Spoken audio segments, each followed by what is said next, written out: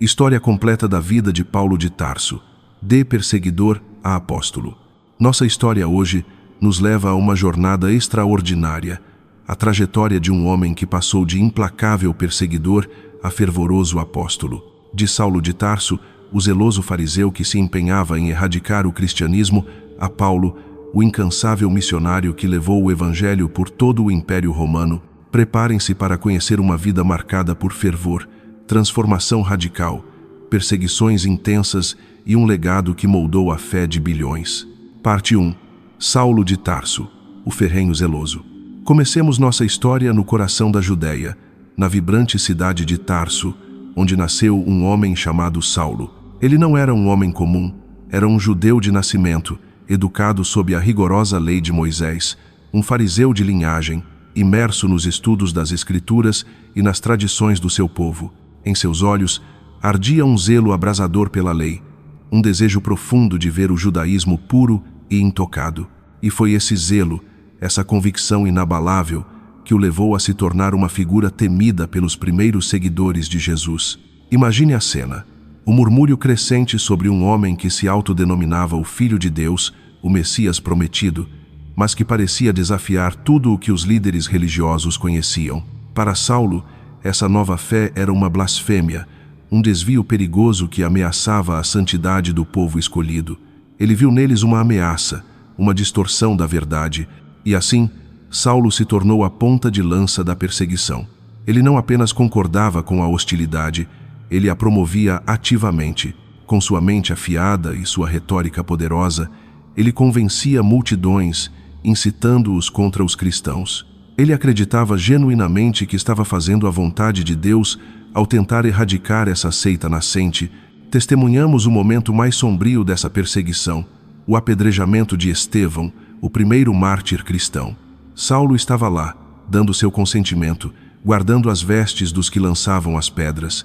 Veja a imagem, o semblante de Saulo, a convicção em seu olhar, a certeza de estar agindo corretamente, mesmo ao testemunhar a morte de um homem que, em seus últimos momentos, clamava: Senhor, não lhes imputes este pecado. Mas o destino de Saulo estava prestes a tomar um rumo inimaginável. A notícia se espalhava como fogo. A seita estava crescendo, seus seguidores se multiplicavam.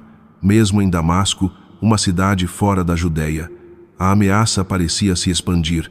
Cheio de autoridade concedida pelos sumos sacerdotes, Saulo pediu cartas para as sinagogas em Damasco com a intenção de prender todos os que seguiam o caminho, como os cristãos eram chamados na época, e levá-los acorrentados de volta a Jerusalém. Ele partiu para Damasco com o coração endurecido pela sua missão, acreditando ser um instrumento de Deus na preservação da pureza da fé judaica. Ele caminhava em direção a um encontro que mudaria para sempre o curso da história e o seu próprio destino. O que ele não sabia era que o Deus que ele pensava servir estava prestes a se revelar de uma forma avassaladora, transformando seu zelo em um amor que conquistaria o mundo. Parte 2. A conversão em Damasco e o nascimento de Paulo. Saulo estava quase chegando a Damasco. O sol do deserto escaldava, a poeira levantava a cada passo, e em sua mente, os planos para a perseguição aos cristãos se consolidavam. Ele estava seguro em sua convicção, movido por um fervor que ele acreditava ser santo. De repente, do céu, um clarão de luz, mais forte que o sol do meio-dia, o envolveu. Ele caiu por terra, atônito, enquanto ouvia uma voz que ressoava em seu espírito, uma voz poderosa e inconfundível. Saulo, Saulo, por que me persegues? Surpreso, confuso, ele perguntou: Quem és tu, Senhor? E a voz, com a autoridade de quem conhecia cada fibra do seu ser, respondeu: Eu sou Jesus a quem tu persegues. Levanta-te e entra na cidade, e te será dito o que te convém fazer. O impacto foi devastador. A luz o deixou cego, e os homens que o acompanhavam, assustados, tiveram que guiá-lo pela mão até Damasco. Imagine o tormento de Saulo. Sua visão física se apagou, mas uma nova visão começava a nascer em seu interior. O homem que acreditava estar lutando contra um impostor acabara de ser confrontado pelo próprio Jesus que ele tentava silenciar. Em Damasco, Saulo passou dias sem comer, sem beber, imerso em sua nova realidade. Aquele zelo que antes o consumia, agora se transformava em um turbilhão de questionamentos, de arrependimento, de uma nova compreensão. A pedra em seu coração começava a rachar. Enquanto isso, em Damasco, havia um discípulo chamado Ananias. A Deus, em uma visão, apareceu e lhe disse: Ananias, vai à rua chamada Direita e pergunta na casa de Judas por um homem de Tarso chamado Saulo, pois eis que ele está orando, e viu em visão um homem chamado Ananias, que entrava e lhe punha as mãos para que tornasse a ver. Ananias, inicialmente receoso, lembrando-se da reputação de Saulo como perseguidor, foi instruído pelo Senhor: vai, porque este é para mim um vaso escolhido para levar o meu nome diante dos gentios e dos reis e dos filhos de Israel. E assim, Ananias obedeceu.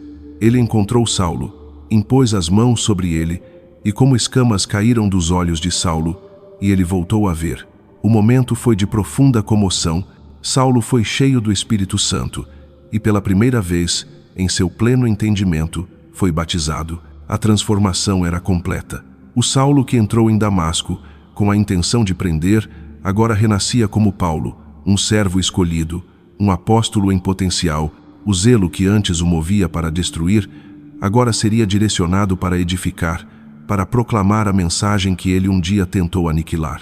O homem que buscava apagar a luz, agora seria a própria luz, irradiando o amor e a verdade de Cristo para o mundo. Parte 3. O apóstolo Paulo, missões, perseguições e a jornada a Roma. A conversão em Damasco foi apenas o começo. Paulo, agora um homem transformado, não podia ficar quieto. O fogo que ardia em seu peito era o amor por Cristo e o desejo ardente de compartilhar a salvação que ele havia recebido. Ele passou um tempo na Arábia, aprofundando sua compreensão do Evangelho e preparando-se para a monumental tarefa que o aguardava.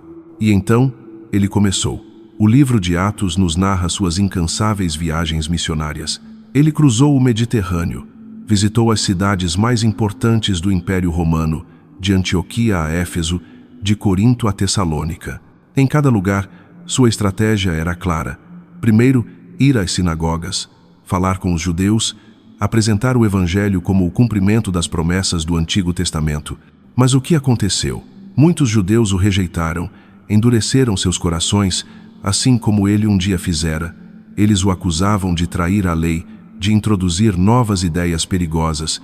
Essa rejeição, ironicamente, o impulsionou a se voltar para os gentios, os não-judeus, e ali ele encontrou um terreno fértil.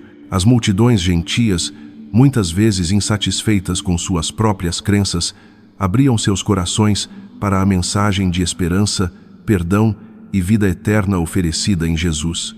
Paulo fundou igrejas em muitos desses lugares, batizando crentes, ensinando, exortando e fortalecendo a fé dos novos seguidores. Mas sua pregação não vinha sem um preço. Paulo se tornou um alvo. Os mesmos zelosos que ele um dia representara, agora o perseguiam com fúria.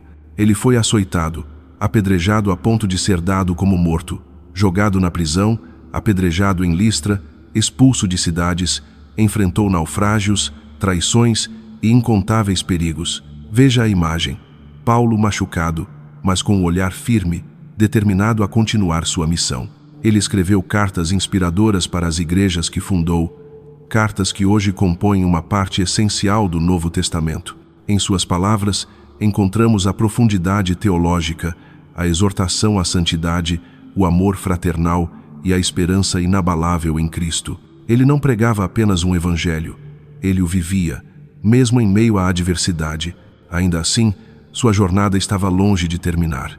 Em sua última visita a Jerusalém, Paulo foi reconhecido por alguns judeus que, incitados pelo ódio que ele um dia propagou, levantaram um tumulto. Os romanos, temendo uma revolta, o prenderam para protegê-lo, mas não antes de ele ter a oportunidade de falar ao povo, contando sua própria história de conversão.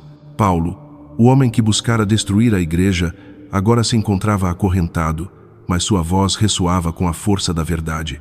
Ele apelou a César como cidadão romano, um direito que ele possuía, e assim, sua história nos leva a uma nova fase, a viagem para Roma, a capital do império, onde ele seria levado para ser julgado. Paulo, o perseguidor, o convertido, o apóstolo, o prisioneiro, sua vida é um testemunho poderoso da capacidade transformadora de Deus, da força da fé e do impacto que um único indivíduo, movido pelo amor de Cristo, pode ter no mundo. Sua história de perseguição, conversão e dedicação nos inspira até os dias de hoje.